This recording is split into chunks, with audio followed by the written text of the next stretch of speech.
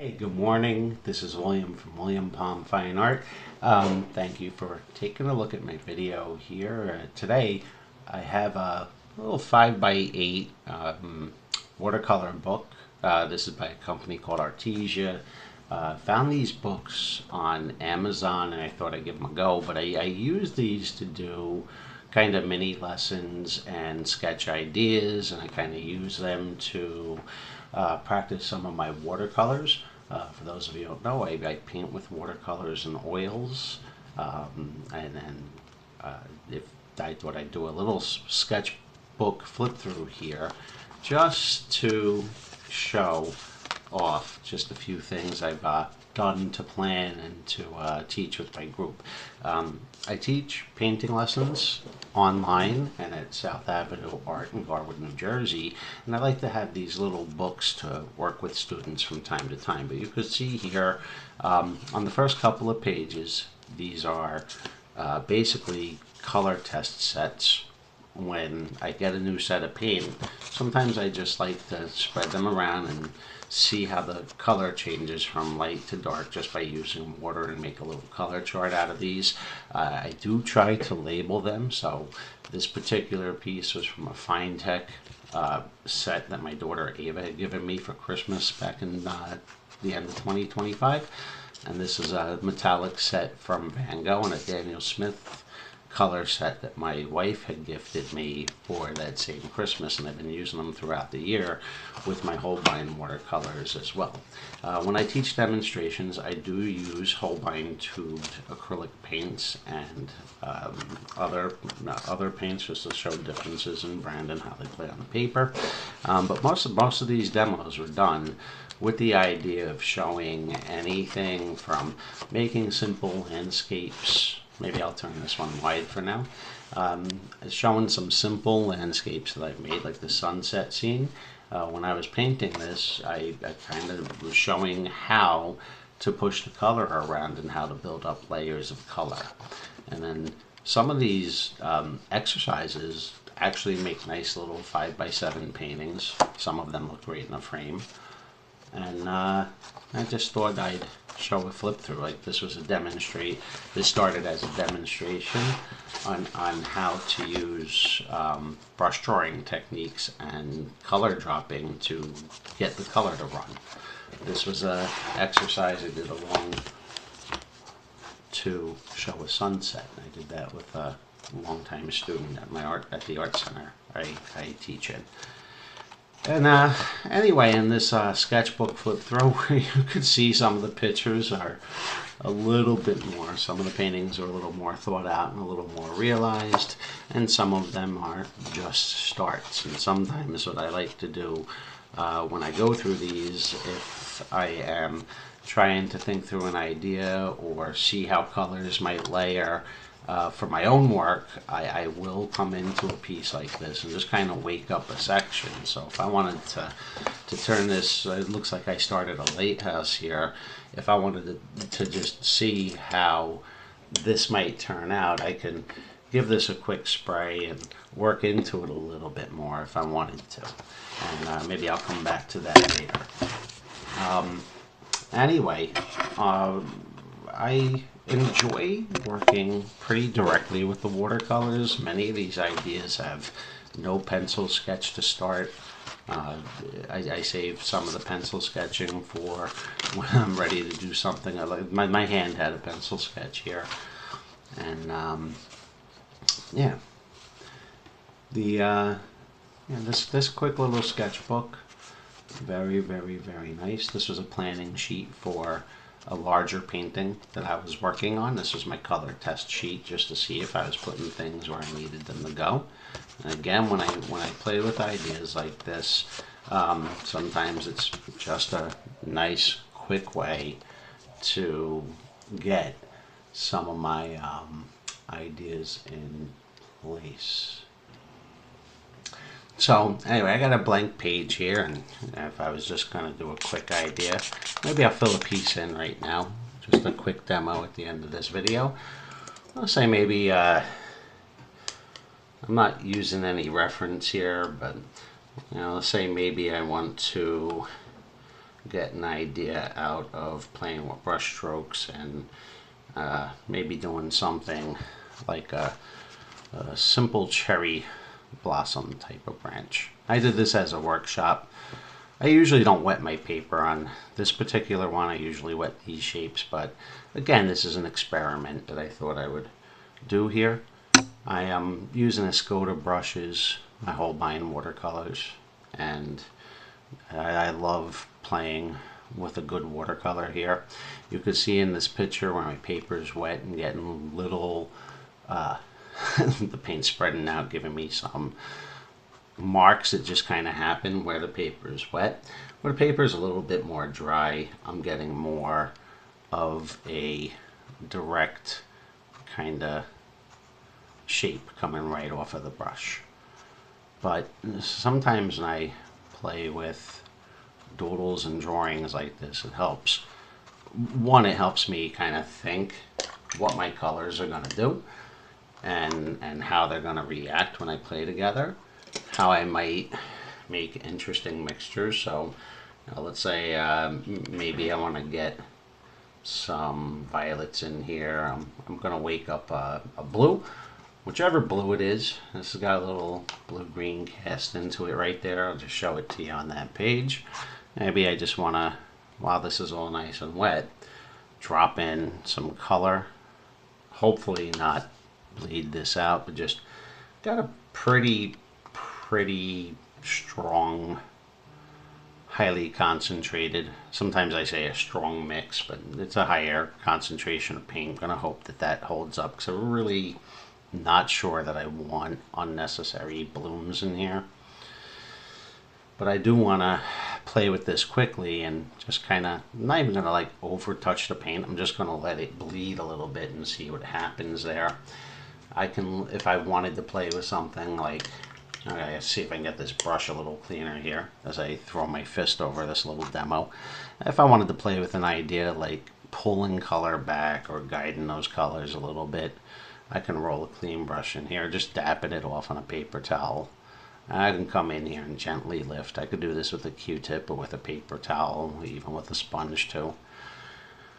And I'm just gonna see right here what happens if I pull the color back a little bit, make it look a little lighter. This is called lifting out. And sometimes, you know, when you're playing with a project, lifting out could be just as important as putting in. I am working pretty quickly, hoping the design and composition is okay, but again, this is just a sketch, just a quick, fast, let me see what's going to happen here. And then when I'm playing with this thing, I'm going to throw a little crimson into this mix too. You know, make sure that's good and strong. It might be good like if you're using a tubed watercolor. And I should just grab a tube real quick, but I'm gonna wake this up good. This is almost solid tube consistency. I'm just gonna let this kind of in-between color play for a minute. Let it spread out in this little star pattern. Just see what happens before that paint dries up. And sometimes when I do exercises like this, I work with a lot of people who get nervous about the watercolor, and oftentimes I will hear that, oh, I don't know, the water, but I'm looking at what the water's doing in this little sketch. Not saying I'm going to sell this and frame it as a gallery-ready piece. This is just a sketch and just an exercise. Good for warming up. Might be good for something later. I am going to attempt, let's see if I can wake up some paint here. See if I can almost one stroke this and get this good and dark. Hopefully that will have a kind of tree-like look. And again, I can play with getting this color down. I'm going to keep this paint good and strong. Let's see, maybe I got something holding on over here, comes into something bigger. I feel like I should have not run that way, but I'm just going to wake this up good. This is almost solid tube consistency. I'm just gonna let this in-between color play for a minute. Let it spread out in this little star pattern. And then when I'm playing with this thing, I'm I feel like I maybe it pokes off here. You can see the color getting a little duller. I got this mixing through, I got this brown I am using. It's a burnt umber, mixing into a blue puddle. It makes kind of a nice little black. And I'm just going to throw that in there and see how this kind of starts to look. And again, it's just a doodle, just playing with a couple of brushes here. Not going to get anything too thin out of that. And some of this might bleed together. I'm going to try to be pretty careful here. See if I can get a different brush. Maybe I'll try a flat brush, something like that. Nice little DaVinci Cassia paint. I'm going to see if I can wake up some greens here. Again, I'm going to use this pretty thick. Hopefully I don't bleed it right into the reds. Maybe I'll keep this away from that pink mess for now.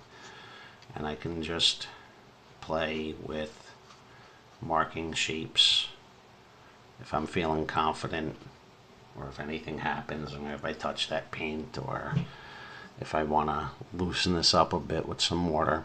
Yeah, it's maybe too much water, but I can experiment with how thick or thin this paint is going to go on.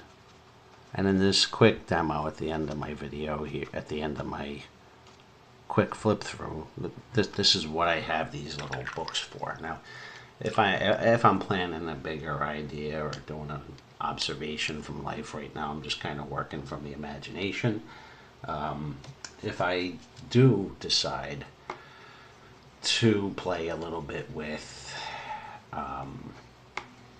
compositions, again, this is just a nice way to bring them to life, and it is kind of interesting to see what kind of color. Like, I'm throwing some green and mineral violet together right now, and oh my god, I have some red bleeding into there. Hey, I'll let that turn gray. Looks like a shadow. Put an extra green on it later. Maybe I just want to touch in. I'll wake up some more of that green. A little darker green like that. Maybe coming out where I want these illusion of a bent over leaf maybe. And I'm just kind of touching, letting the brush do. If I get a little texture on there, I'm not going to worry about it. Sometimes those marks are excellent for going in and getting just an idea down. And if anything, I think painting like this, deciding where to stop, is probably one of the hardest things to do. And it's like you just got to say, okay, I'm going to let it be. And I got just this nice little color thing going on. Again, it's not necessarily something that I'm going to say, hey, look at this in a gallery or a museum, but this could be, hey, you know, how did I make this blackish green, this darkish green over here with a mixture of violet and cadmium green that I have in my paint set? And what kind of colors does this make, or how does the paint spread when the water's wet? So yeah, these little 5x7 books, these are great. Again, this set was from a company called Arteza. They had a 3-pack on Amazon that was like $30 maybe at the time when I bought the 3 books for demos. And it's nice to have a sketch surface to play on where things can just sort of happen. So like when I painted this cat as a how do you get these initial colors, I used the same idea. I did this in the hand too, that's kind of flipping here. Trying not to lay that down because my painting's wet, but I started all this background by playing with my reds, playing with the colors as close as I wanted to get them in the composition. And then when I started laying the cat in, I did put a pencil sketch for the cat's head. And in the sketch I wasn't worried. It looks like a different cat in here. I feel like I painted a tabby instead of this cute little thing with that shape of that head. Anyway, painting the cat in here, I did the same thing that I just demonstrated, only I planned out where I needed the most important elements in the work. So I have big shapes marked for where the paws are, the big shapes in here, and then when I came in to do the face, I just layered on top of that. And in a sketch like this, where it's done pretty quickly, there's not a lot of worry about messing up or making mistakes. It's just a quick experiment, which I think is one of the best ways to learn watercolors. You just kind of play, experiment, see what your colors do, and just give yourself a little bit of time for that. Anyway, thanks for checking out my quick demo and my sketchbook flip through. I have other sketchbooks that I might share along the way here. If you like the video, please hit that like button. And I'm also available on Patreon. I'm putting uncut videos on my Patreon page. If you want to check that out, there'll be links in the description. And thank you for watching. Have a good day.